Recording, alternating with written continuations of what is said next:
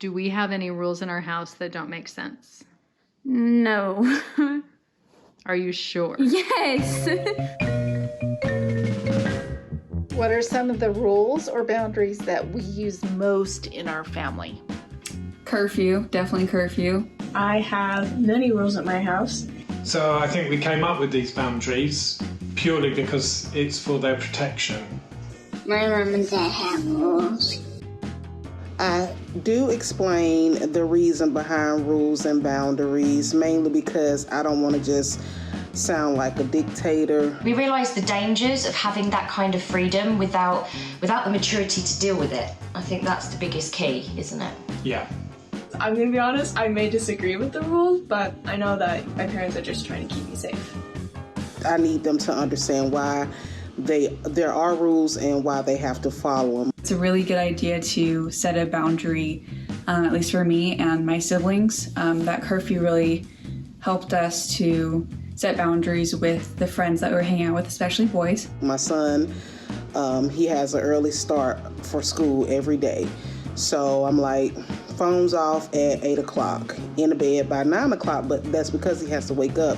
We try to teach them principles, don't we, rather than making it an absolute rule. We usually get like a limited amount of screen time, like our phones are pretty much kind of locked down and stuff, which is good. Boundaries, other boundaries. There really aren't any subjects that are taboo in our home, so sex is something that we're not afraid to talk about. Our personal family standard is no sex before marriage, isn't it? Yeah. And that is our faith-related belief. I taught them, and continue to teach them, that you should never feel pressured into having sex. No one should ever make you feel less than or make you feel like that you're going to lose them if you don't have sex with them, or if you're not ready. If you're not ready. Dangers of promiscuity, unwanted pregnancy, STDs, they seem to be on the rise all the time. So we feel that by waiting until, they've met that right person and their life partner, that those things are massively reduced. I had to grow up and be more of an adult faster because I made those adult decisions too soon. I don't want it to be that type of situations for my daughters either, so yeah. The general rule in our house is keep your clothes on. I know that doesn't protect from everything, but as we've taught these ideas and these ideals, that they feel the same way and that they will want to honor that themselves. Every time I leave the house, and she says, no smoking, no drugs, no alcohol, don't go to jail, don't have sex, and have fun. I think we definitely have to remind the kids of some of these rules and boundaries, don't you? we expect our kids to be honest with us, and that's something we've been reinforcing since they were really little. If you don't follow the rules, then you have to tell your parents.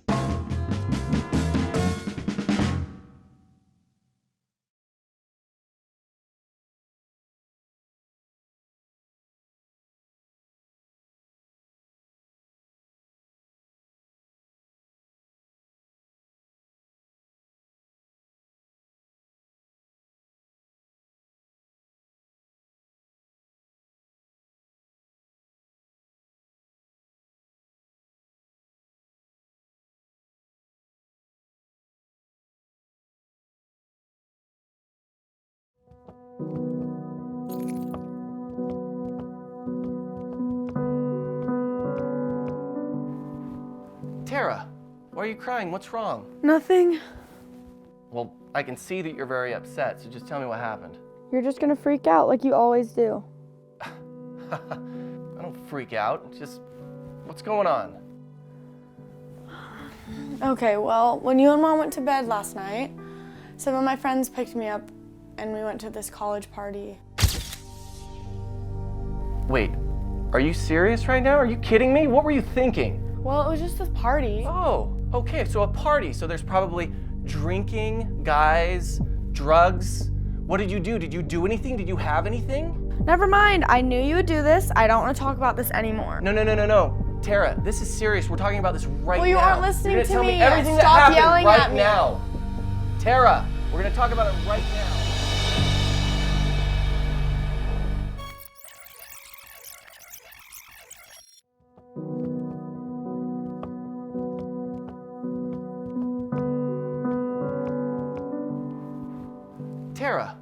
Why are you crying? What's wrong?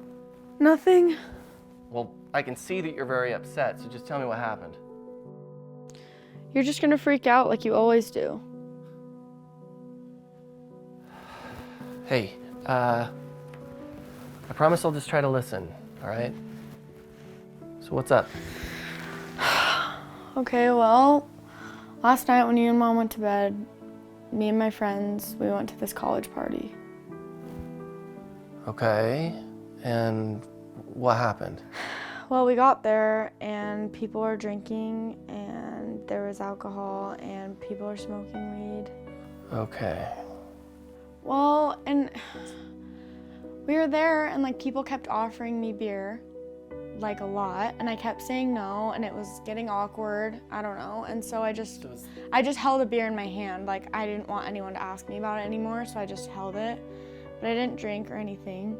Is that I didn't drink it. Is that what's upsetting you, or is... No, not necessarily. Alexis was there with me, and there's this guy, and he just kept hitting on her, and just like he would not leave her alone, and it was just like getting really scary. Hey, it's okay. It's okay. Take a breath. Can you tell me what else happened?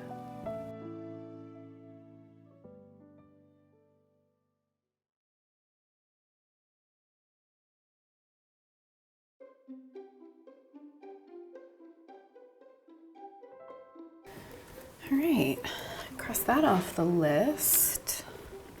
Hey, Mom. Yeah. What does it mean to have an erection? Whoa, you are way too young to be talking about that. We'll talk about it when you're older. Okay.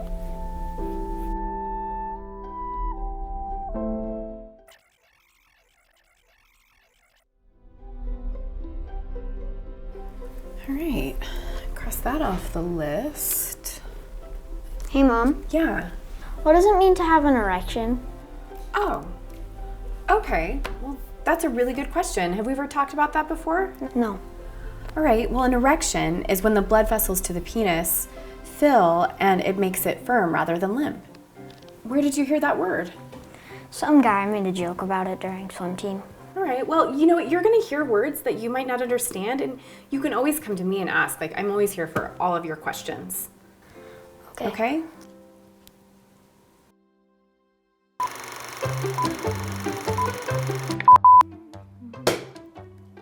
Scared me. Sorry, didn't start me. Schmoopy.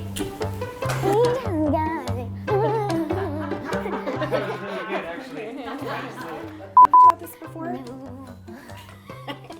I can't. I'm not gonna laugh, just so you know. I'm not gonna laugh. Bill making it firm. No, it's me. I'm sorry. What did I? You said soft. Oh, sorry. Sorry, same thing. Okay, thank you. Phil making it stop. It's not funny, it's science. It's so funny because of the... Okay, sorry guys. When you said lamp... When you said... To your penis, Phil making it... It's not funny. I'm not gonna laugh. So where did you hear that word? Okay, let's start again. Blood vessels in your penis, Phil. Blood vessels in your penis, Phil. Fill and make it firm rather than limp. They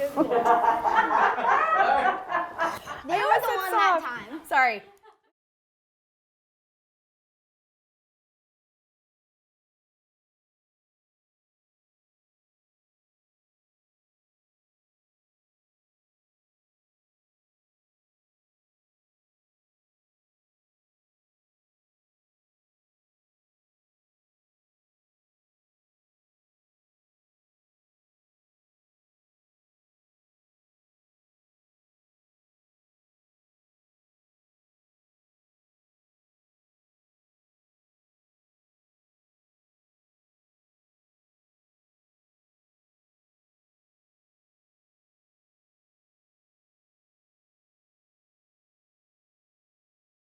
One of the key tools parents can use to reduce the risk of sexual abuse is learning how to talk to their children about sexuality, and specifically teaching them healthy sexuality. I want to share a story about this, a very personal story, where I botched it big time. In fact, I have a good friend that says every family has a burnt waffle. And what she means by that is the first child gets the experiment.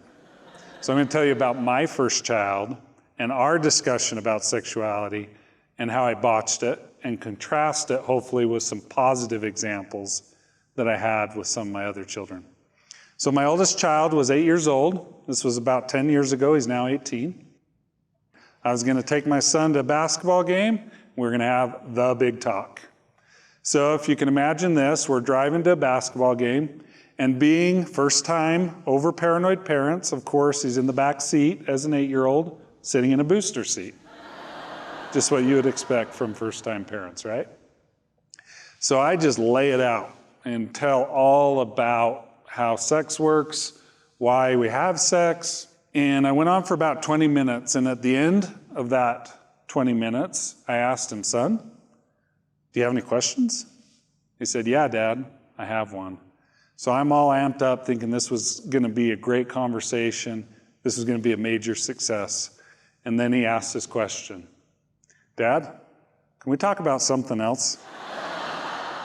Well, you can imagine how I felt as a parent. I thought, oh, that was a total fail.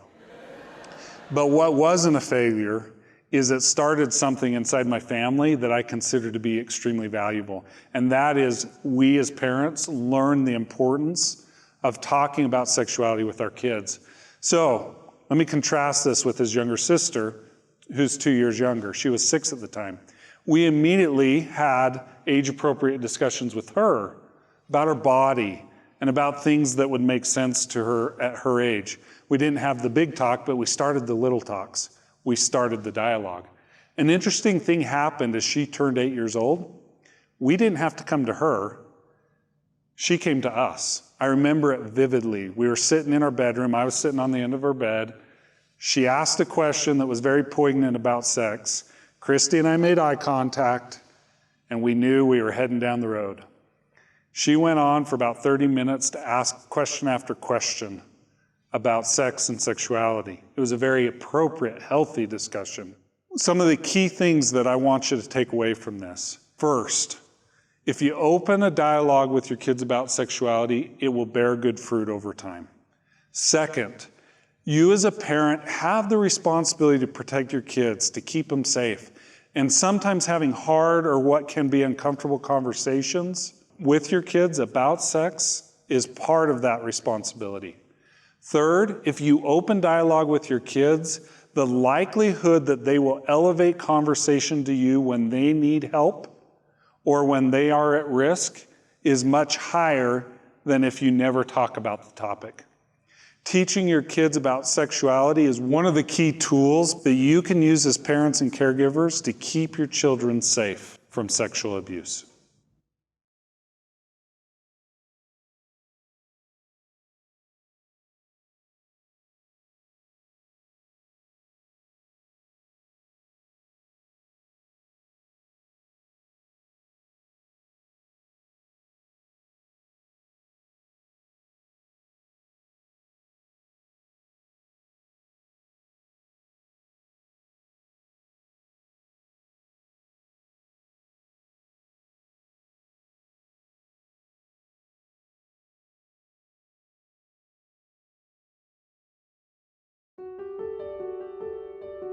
Think about the last time your child had a strong reaction to a situation or became overwhelmed.